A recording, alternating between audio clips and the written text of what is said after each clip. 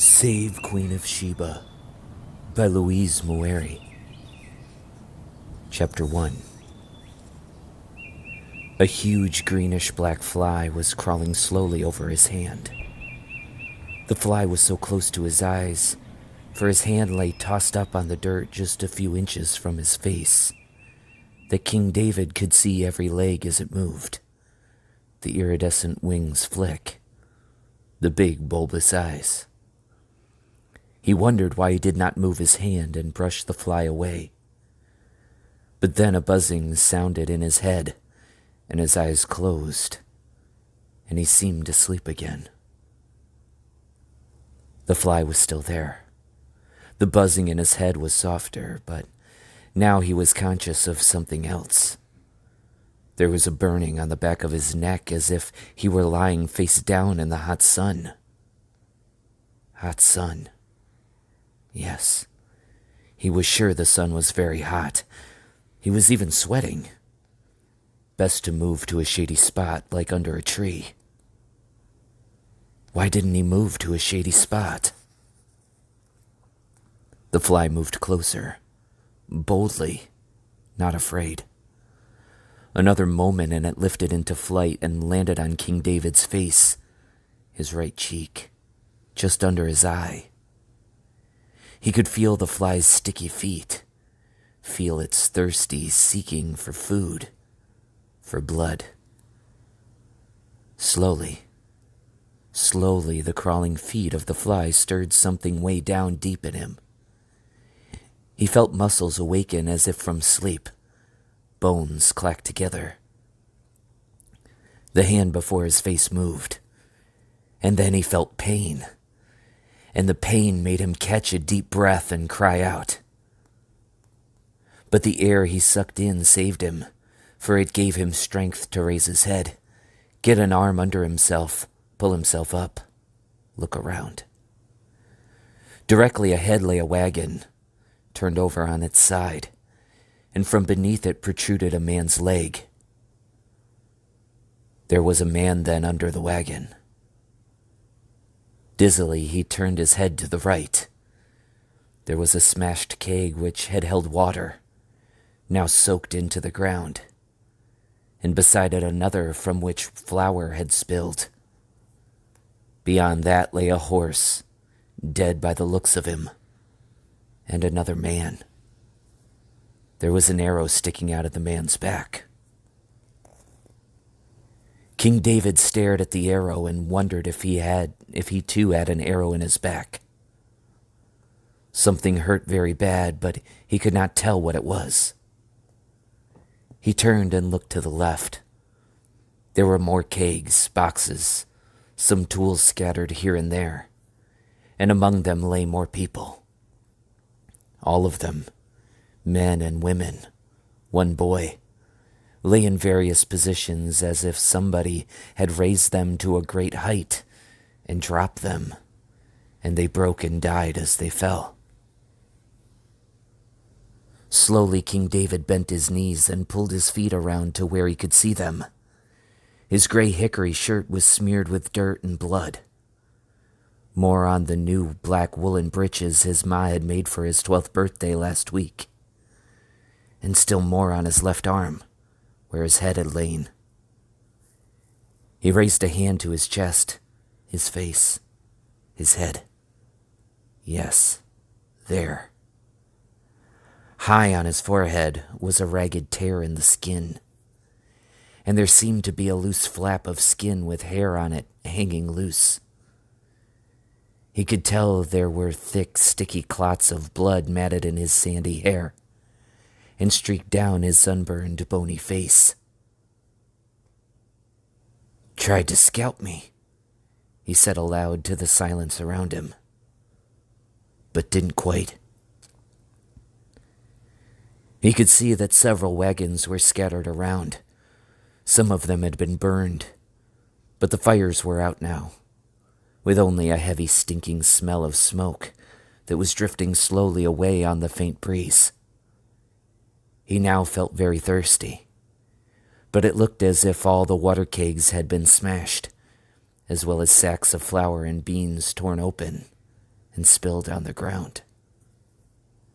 Slowly, carefully, he tried to stand up, but on the first attempt his head banged and roared, and he had to stop.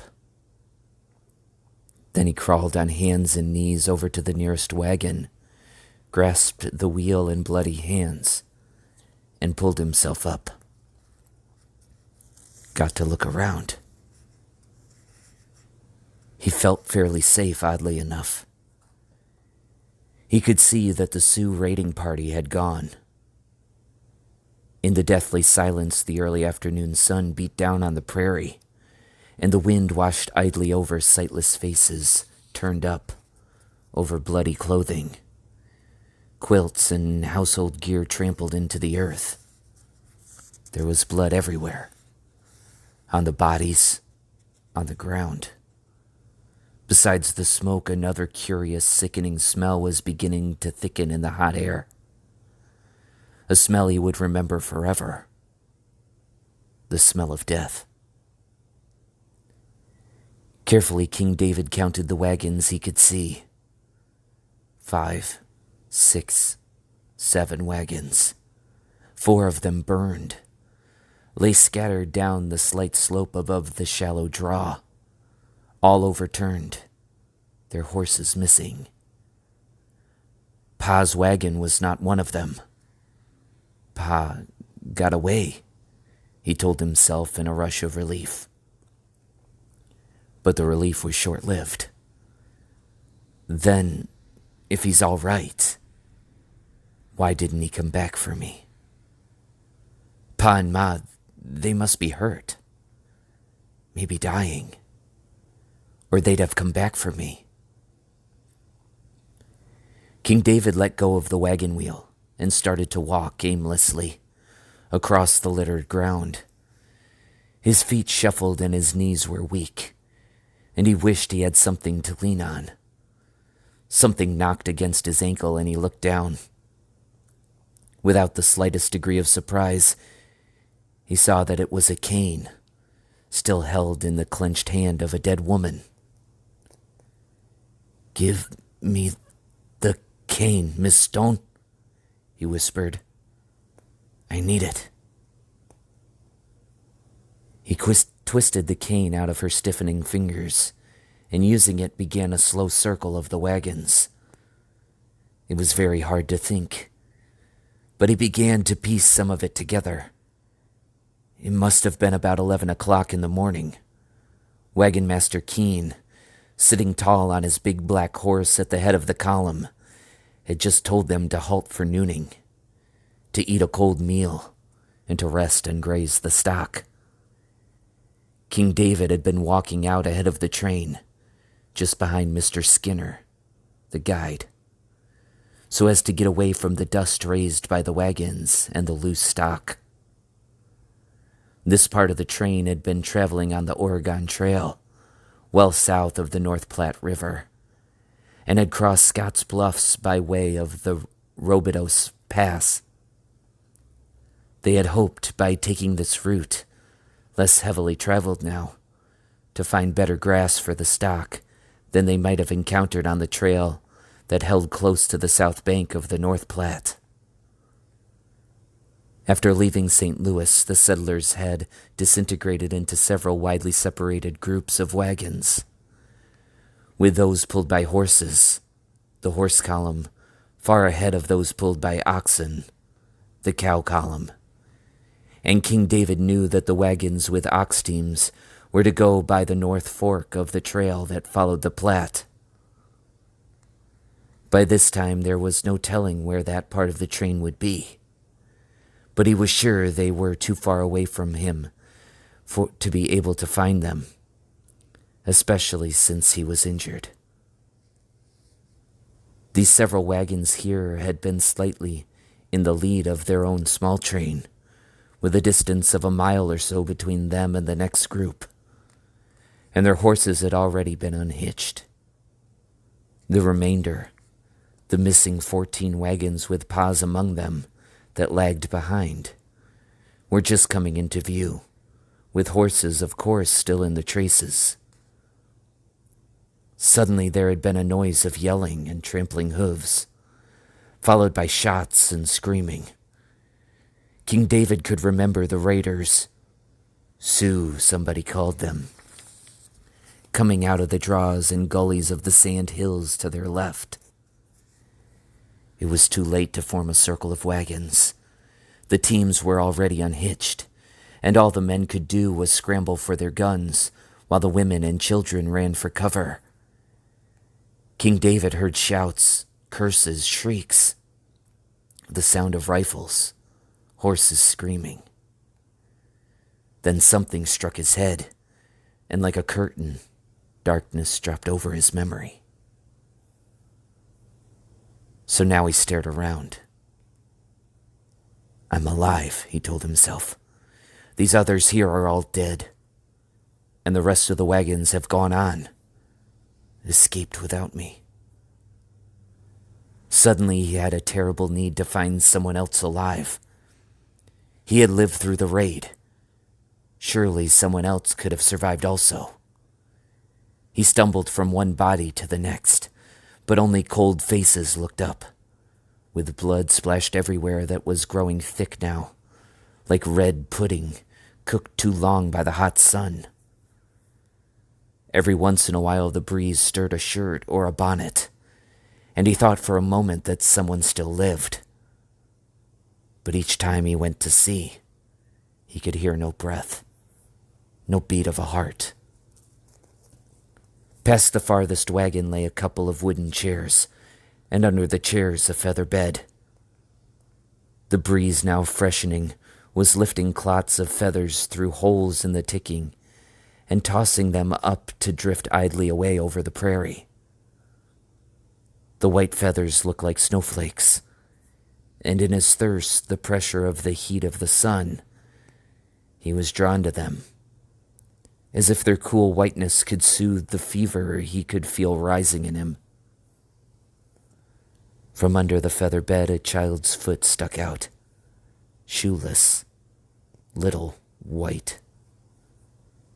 He looked at it for a moment, but did not expect it to move. His sister had little white feet. His sister, Queen of Sheba. He sprang forward, jerked the feather bed back. His sister lay quietly, looking up at him. Are the Indians gone? She whispered.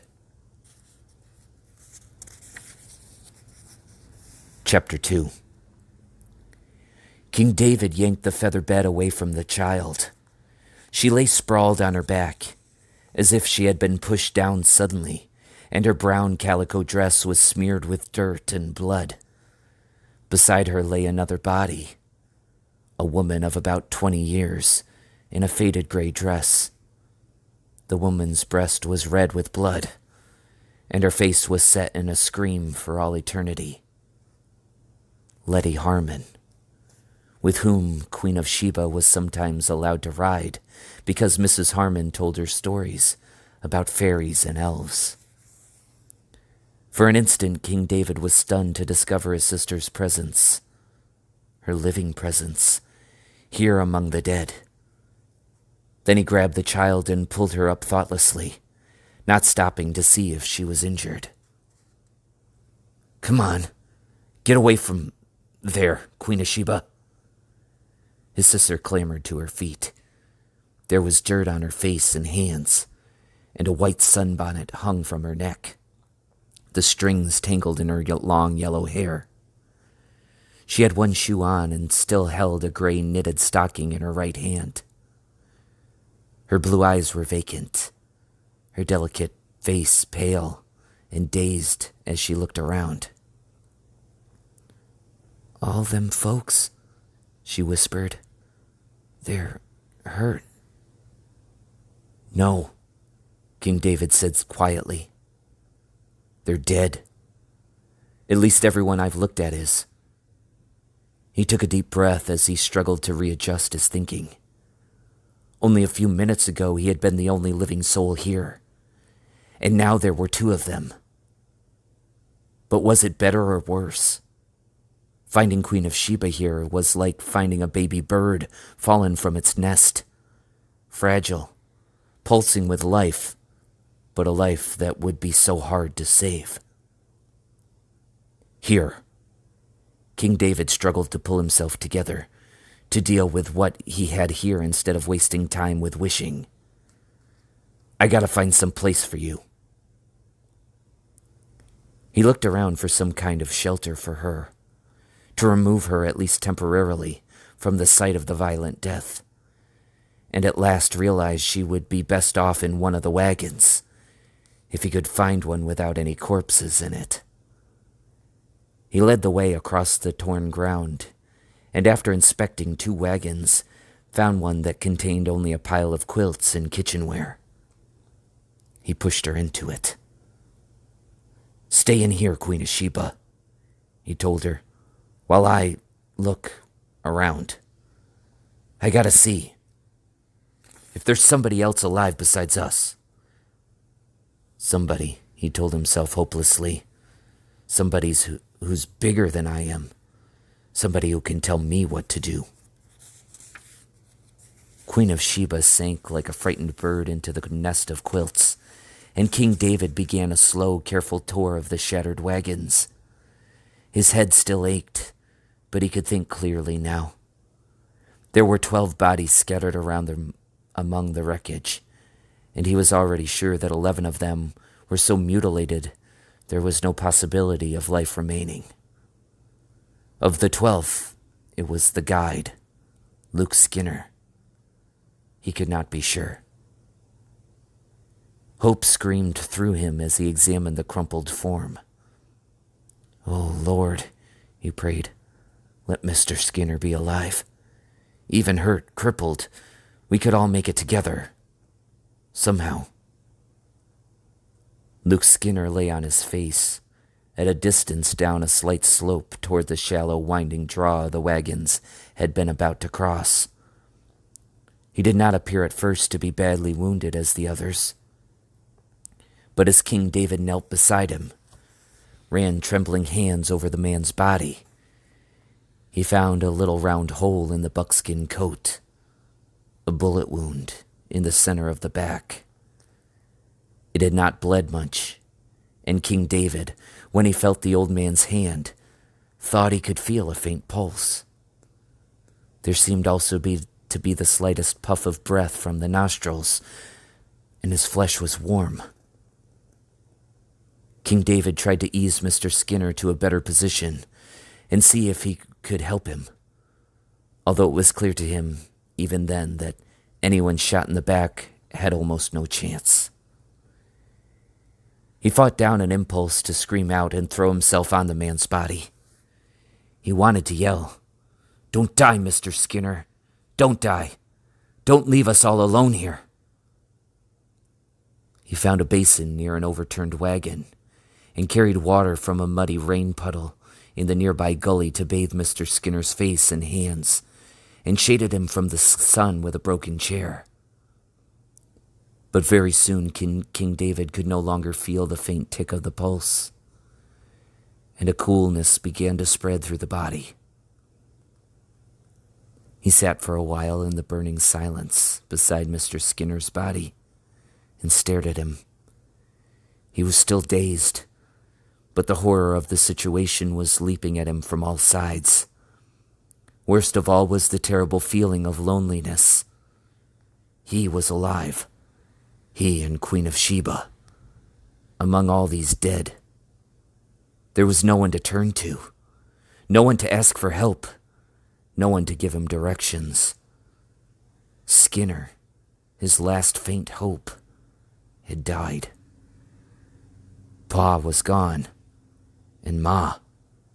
He could only hope they were with the survivors, if there were any.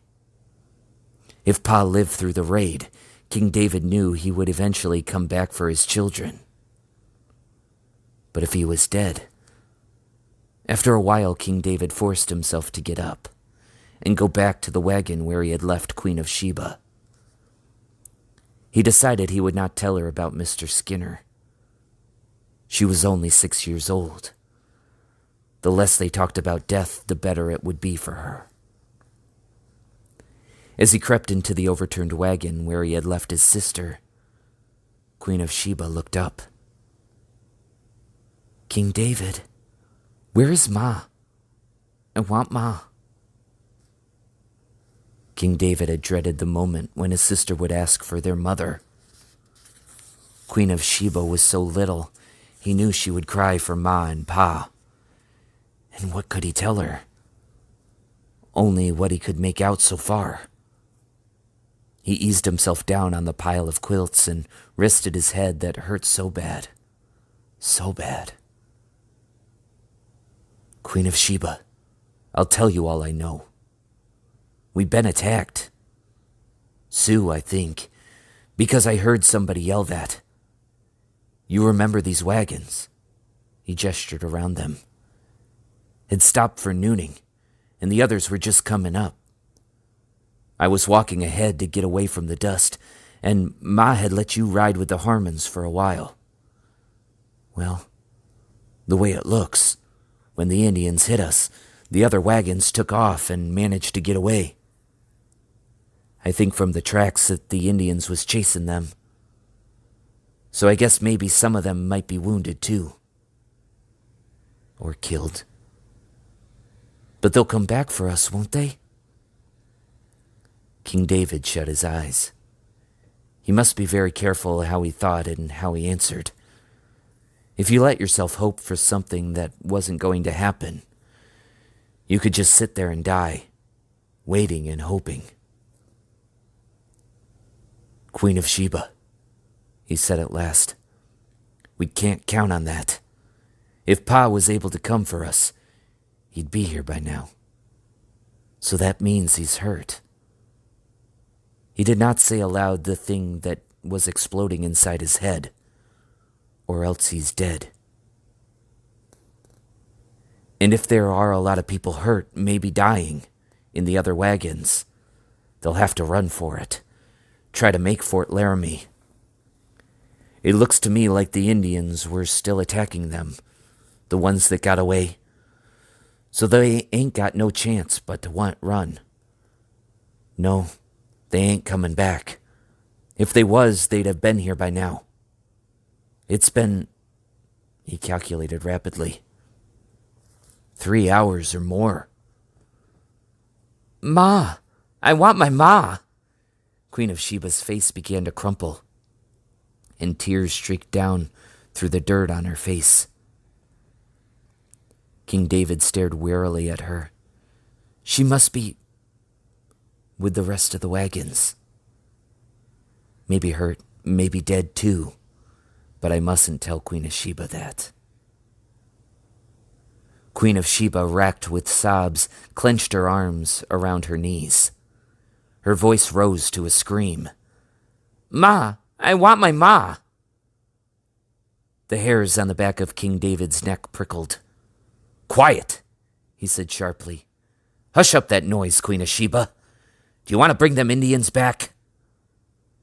But nothing would stifle her grief except to cry it out, which she did at last. When she lay quietly, hiccuping a little, King David spoke again. "Queen of Sheba, I got to go out and look around, see what's left here. Maybe we still got a chance, but we gotta eat. We need a gun." He rose, but then stood silent for a moment. He was listening to the echo of his own words. "I talk like I had an idea what to do," he thought wonderingly to himself. "I talk like I had a plan, like I was going to take hold here." As Queen of Sheba stared warily at him, he wiped one hand over his face, smearing the half-dried blood. Then he turned and slid through the torn canvas top of the wagon. He hated to leave the wagon, but the presence of his sister in the wreckage was like something pushing against him, forcing him to think, to move, whether he was ready or not. Out of the fragile shelter, King David felt the horror of the scene strike him stronger than ever. Instead of becoming accustomed to it, he felt the agony of those twisted bodies, the staring faces, worse with every passing moment. Death, if it had to come, ought to come quietly, like a tug at your sleeve, and not like a storm that swept everything before it. He forced himself to make another slow, careful tour of the area, searching out anything he could find that would help them survive. At first he thought there was nothing at all, but then his eyes, sharpened by desperation, began to pick out an item here, another there.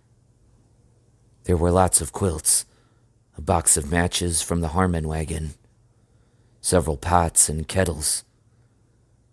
The Indians had destroyed or taken with them nearly every bite of food, but he found 2 good canteens, each containing a little water, 1 small sack of cornmeal, almost full, and 1 little piece of bacon. There were some apples spilled from a barrel, and several were still good. He gathered them up and tied them into a bundle with a scrap of torn cloth. But the thing he needed most he could not find. A rifle. A gun of any kind. They must have a gun. After a half hour of searching, he sat down on the grass facing downslope. Mr. Skinner's body still lay there, face down with 1 arm crumpled beneath him. It looked as if Mr. Skinner had been running toward the draw, perhaps trying to escape when he fell. Suddenly King David wondered what was in Mr. Skinner's hand, the one he could not see. After all, Mr. Skinner had managed to survive till the end of the raid. He rose and wobbled down the slope. It took all his strength to turn the old man over.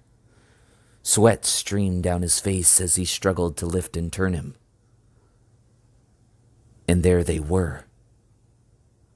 A Sharp's rifle. A pouch of bullets. A box of caps in the old man's shirt pocket. "Praise the Lord," whispered King David. "Praise the Lord."